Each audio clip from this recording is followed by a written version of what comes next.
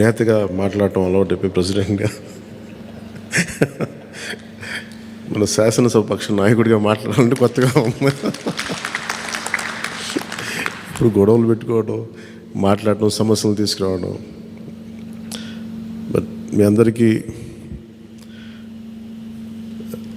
అపూర్వమైన మెజారిటీలతోటి ఘన విజయం సాధించిన మీ అందరికీ, ప్రతి ఒక్కరికి పేరు పేరున నా హృదయపూర్వక అభినందనలు, ధన్యవాదాలు. ఈ సందర్భంలో I want to share few things. చాలా ఒంటరి ప్రయాణం చేశాం. జాతీయ స్థాయి నాయకులు కూడా ఢిల్లీలో వాళ్ళు అడుగుతుంది ఏంటంటే, నువ్వు ఎలా పార్టీ నడిపావు?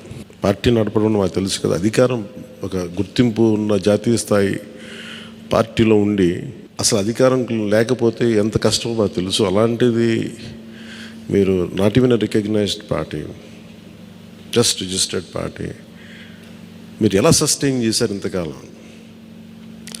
వాళ్ళకి నేను ఒకటే చెప్పాను, మేమంటే ప్రేమించే జన సైనికులు, వీర మహిళలు, జనసేన మద్దతుదారులు, వారి వల్ల మేము బలంగా నిలబడగలిగాం. ఒక తీర్మానం నా సైడ్ నుంచి ఏంటంటే, ఈ ఘన విజయానికి కారకులైన అంటే దశాబ్దంగా అన్ని ఒడిదుడుకుల్ని ఎదుర్కొంటూ దెబ్బతింటూ క్షేత్రస్థాయిలో అన్ని రకాలుగా ఇబ్బందులు పడుతూ మనకి మద్దతు ఇచ్చిన జన సైనికులకి, వీర మహిళలకి, జనసేన నాయకులందరికీ కూడా వారికి నా మనస్ఫూర్తిగా నా అభినందనలు తెలియజేస్తూ ఉన్నాను. మీరు లేకపోతే ఈ రోజున ఈ విజయం ఉండేది కాదు. అలాగే ఈ విజయం అసలు మనం చేసిన పోరాటానికి ముగ్ధులై 2019లో తప్పు చేసాం, ఈసారి ఎట్టి పరిస్థితుల్లో మేము తప్పు చేయమని ప్రతి ఒక్కరూ ఒక 100 మందిలో కలిస్తే 100 మంది చెప్పేవాళ్ళు, ఒకళ్ళు కలిస్తే ఒకళ్ళు చెప్పేవాళ్ళు, ఏ మూలకెళ్ళి చెప్పేవాళ్ళు. ఈ రోజున మనందరికీ కూడా ఇంత భారీ మెజారిటీలు వచ్చినాయి అంటే మనల్ని నమ్మిన ప్రజలందరికీ హృదయపూర్వకంగా మన ఈ మీటింగ్ తరపు నుంచి నేను వారికి నా కృతజ్ఞతలు, అభినందనలు తెలియజేస్తున్నాను. మనకి వీ హ్యావ్ గ్రేట్ రెస్పాన్సిబిలిటీ. అంటే నేను మొన్నదాకా మాట్లాడుతున్నప్పుడు అదొక పొలిటికల్ రెటారిక్ అనిపించుకోవచ్చు, but I believed in that and I believe in that. అంటే we have to bring back accountability and politics. జవాబుదారీతనం తిరిగి రాజకీయాల్లోకి తీసుకురావాలని. గొడవ పెట్టుకునేటప్పుడు అంటే మనోహర్ గారు మేము చాలాసార్లు మాట్లాడుకున్నప్పుడు, cooperation and confrontation is a part of democracy. సహకారం, సంఘర్షణ, ఎప్పుడు సహకరించాలి, ఎప్పుడు సంఘర్షించాలి అనేది అది ఆ సమస్యలను బట్టి వాటిని బట్టి. అంతేగాని ప్రతిసారి పోయినసారి ప్రభుత్వానికి కూడా చెప్పాను, మేము చాలా కన్స్ట్రక్టివ్గా ఉంటామని వాళ్ళకి అర్థం చేసుకోలేదు నా మాట, నా డెమోక్రటిక్ స్పిరిట్ని వాళ్ళు అర్థం చేసుకోలేదు ఆ రోజున. అలాగే ఇది కక్ష సాధింపులకి సమయం కాదు. ఇది ఇంత ఘన విజయం ప్రజల నిర్మాణానికి, లేదంటే వారికి అభివృద్ధికి, వారి అభ్యున్నతికి తప్ప ఇది ఒక వెండెట్ట గేమ్ కానీ, లేదంటే పగా ప్రతీకారాలు తీర్చుకోవడానికి గతంలో ఇలా చేశారు కదా మనం ఇలా చేయాలి, అలాంటి ఆలోచన ధోరణిని దయచేసి మనందరం దాన్ని ఎంకరేజ్ చేయకండి దయచేసి దాన్ని. అలాగే చాలా చాలా క్షేత్రస్థాయిలో ప్రతి ఒక్కరూ అందుబాటులో ఉన్నాం, నాతో సహా. ఈరోజున జాతీయ స్థాయిలో మరి మనం సాధించిన విజయాలు కూడా చెప్పుకోవాలి. చాలామంది పొలిటికల్ పార్టీ ప్రారంభించారు, మూసేశారు భారతదేశం మొత్తం మీద. ఈవెన్ ఫ్రమ్ పంజాబ్ నుంచి ఎవరు వచ్చి మాట్లాడుతున్నారు, వాళ్ళ అకాలీదళ్ ఫ్యాక్షన్ ఒకటి. మా నాన్నగారు స్టార్ట్ చేశారు, మేము స్టార్ట్ చేసి ఇనిషియేట్ చేసి ఆఫ్ చేసేసుకోవాల్సి వచ్చిందని. మన ఎన్నికలకి మనం సాధించింది from a registered political party నుంచి రికగ్నైజ్డ్ పొలిటికల్ పార్టీ.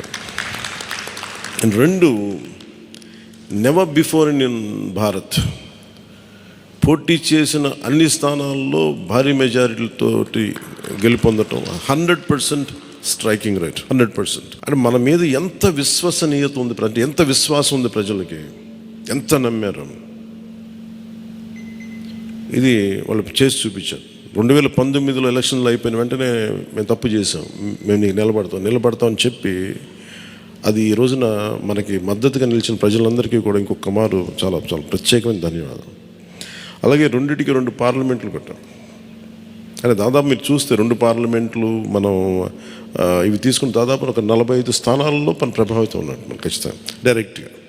అలాగే మన టీడీపీ, మన ఎన్డీఏ కూటమిలో మిగతా పార్టీల విజయానికి కూడా మేము ఎంత బలంగా నిలబడడం మీ అందరికీ తెలుస్తుంది. ఆ ఓట్ ట్రాన్స్ఫర్ ఎంత బాగా జరిగిందో. ఫస్ట్ టైం చాలా అవేకెండ్ ఓటింగ్ జరిగింది, చాలా రెస్పాన్సిబుల్ ఓటింగ్ జరిగింది. వీళ్ళందరూ న్యూ జనరేషన్. అసలు యువత ఎంత నమ్మారంటే అర్ధరాత్రి వాళ్ళకి 12 అయినా కానీ 11 అయినా కానీ ఆ ఎండలో మండుటెండలో నిలబడి మధ్యాహ్నం నుంచి వాళ్ళ క్యూలు వాళ్ళకి వంతు వచ్చే వరకు అలా నిలబడి మరి ఓట్లేసి, అంటే ఇవన్నీ చాలా చాలా బాధ్యతనిచ్చాయి. అలాగే ఈరోజు మనం మాట్లాడుకున్నప్పుడు కూడా రేపు మన పవర్ షేరింగ్ ఏంటి ఇవన్నీ కూడా మీకు తెలియజేస్తాను. ఇది మన ప్రతి ఒక్కరికి నా ఉద్దేశం మనందరం అందుబాటులో ఉండాలి. అది మీరు మనందరం కలిపి ఒక సమిష్టిగా ఒక నిర్ణయం తీసుకుందాం, ఒక కమిటీగా ఏర్పడి ఎన్ని రోజుల్లో మనం నియోజకవర్గంలో అందుబాటులో ఉండాలి. అలాగే ప్రభుత్వానికి సంబంధించి సమస్యలకు సంబంధించి ప్రజలకి ఎంతంత ఏ అవసరాలు ఉంటే మనం ఎలా అనుసంధానం చేసుకోవాలి మిగతా మన ఎన్డీఏ పార్ట్నర్స్ తోటి. అలాగే కేంద్రంలో ఇప్పుడు మనకి చాలా చోట్ల మన నియోజకవర్గాల్లో బ్రిడ్జ్ ఒక్కసారి ఓవర్ బ్రిడ్జెస్ కానీ ఇవన్నీ కేంద్ర పరిధిలో ఉంటాయి. అవన్నీ మీరు చేయాల్సింది అంటే మన నియోజకవర్గపు సమస్యలు ప్రాధాన్యత అంటే యాజ్ పర్ ప్లీజ్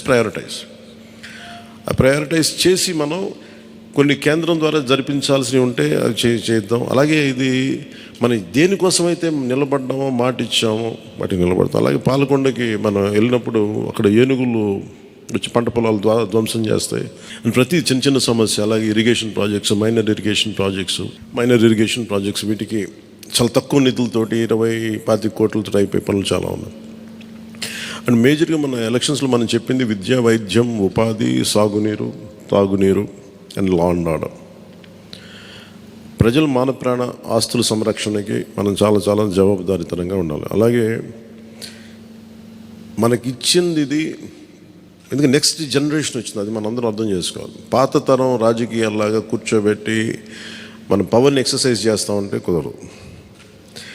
ఎందుకంటే ప్రజలు ఎంత మద్దతుగా నిలబడ్డారో వాళ్ళు అంతే బలంతో మనం నిలదీయగలరు. అది మనం దయచేసి మర్చిపోతుంది. నాతో సహా నేను మర్చిపోదాన్ని. అందుకని లెటర్స్ బి వాళ్ళు ఒకసారి కోపంతో ఒక మాట మాట్లాడినా అసహనంతో అది మనం భరించాలి తప్ప. అలాగే విమర్శించేటప్పుడు కూడా దయచేసి అది పర్సనల్ అటాక్స్ ఎవరికి కలగండి. వాళ్ళని మీరు చూశారు కదా, పోయినసారి ఆయన గత ప్రభుత్వాన్ని హ్యాండిల్ చేసిన ముఖ్యమంత్రి గారు ఎన్ని మాట్లాడి నేను ఎందుకు స్పందించలేదు వ్యక్తిగతంగా అంటే అది ఆ ప్రెసిడెంట్ ఆపేద్దామని మనం ఎక్కడ చేయాలి. అలాగే పార్టీ ఒకటి మనందరూ చేయాల్సింది ఒకటి టైమ్స్, ఒకటి పంక్చువాలిటీ, సరైన సమయానికి రావడం. మీరు కావాలంటే గంట ముందు రండి. నైట్ 1:30, 2:30 అని పడుకునేటప్పటికి. ఎందుకంటే ఇది మనం 5 సంవత్సరాల కాలాన్ని ఎంత సద్వినియోగం చేసుకోగలం దాని మీద ఆధారపడి ఉంటుంది భవిష్యత్తు. దయచేసి మనందరం నియమావళిని పాటిద్దాం.